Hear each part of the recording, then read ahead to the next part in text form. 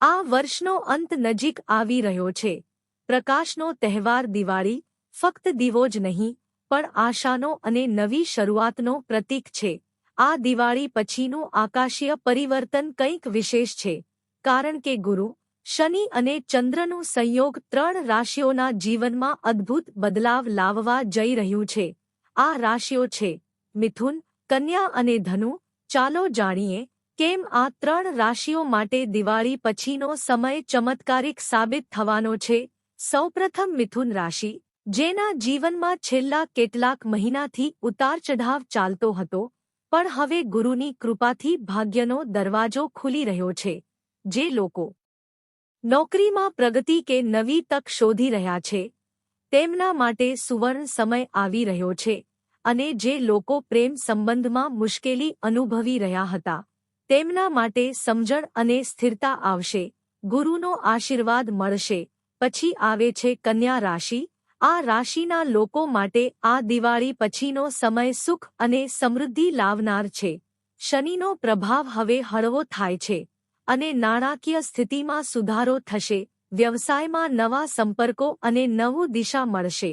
કન્યા રાશિના લોકો જો આ દિવાળીએ માતા લક્ષ્મીનું પૂજન ખીર અને કમળના ફૂલથી કરે તો લક્ષ્મી કૃપા વધશે.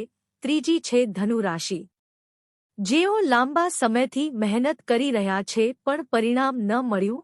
હવે તેમના ધીરજનો સમય પૂરો થયો છે. ચંદ્રની અનુકૂળ સ્થિતિ તેમને આંતરિક શાંતિ અને બાહ્ય સફળતા બંને આપશે. જો ધનુ રાશિના લોકો શનિવારના દિવસે પીપળાના વૃક્ષ પાસે દીવો પ્રગટાવે અને ઓમ શનિશ્ચરાય નમઃ મંત્ર બોલે, તો બધા અવરોધો દૂર થશે. આ 3 રાશિઓ માટે દિવાળી પછીનો સમય નવા અધ્યાયની શરૂઆત જેવો રહેશે. જૂની તકલીફો ધીમે ધીમે સમાપ્ત થશે. નવા અવસર દરવાજા ખખડાવશે અને સૌથી મોટું, મનમાં વિશ્વાસ વધશે કે હવે મારો સમય આવી ગયો છે.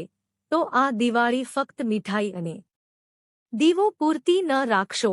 તમારા અંતરમાં પણ એક દીવો પ્રગટાવો, આશાનો, વિશ્વાસનો અને સકારાત્મકતાનો. કારણ કે જ્યોતિષ શાસ્ત્ર કહે છે કે જે વ્યક્તિ દિવાળી પછીના પ્રથમ 11 દિવસ રોજ સવારે દીવો પ્રગટાવે છે અને દિલથી જય માતા લક્ષ્મી બોલે છે, તેના જીવનમાં અચૂક ધન અને શાંતિ બંને આવે છે. અને હા મિત્રો, જો તમે પણ જાણવા માંગો છો આવનારા અઠવાડિયામાં કઈ રાશિ પર શનિની ખાસ દ્રષ્ટિ રહેશે અને કઈ રાશિ માટે ગુરુ બનશે કૃપાળુ, તો અમારું ગુજરાતી એસ્ટ્રોલોજી ચેનલ સબસ્ક્રાઇબ કરવાનું ભૂલશો નહીં, કારણ કે તમારું ભાગ્ય લખાયું છે તારાઓમાં અને અમે છીએ તમારું માર્ગદર્શન પ્રકાશ.